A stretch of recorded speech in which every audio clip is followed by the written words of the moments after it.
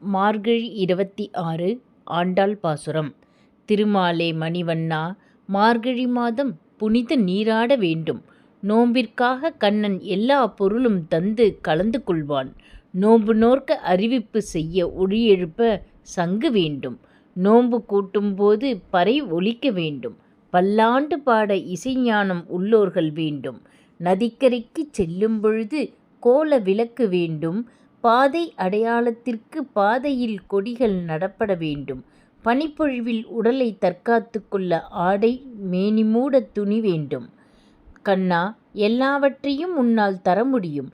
ஆலமரத்தில் ஆலிலை மேல் பாலகனாய் இருந்து கலிகாலம் வரை காத்து பின் பிரம்மனோடு சேர்ந்து மறுபடியும் உலகை நீ புதியதாய் படைப்பாய்.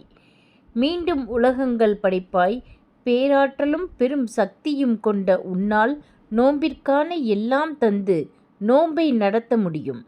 நீ இந்த உதவியெல்லாம் செய்து அருள் பாலித்து கூட இருக்க வேண்டும்.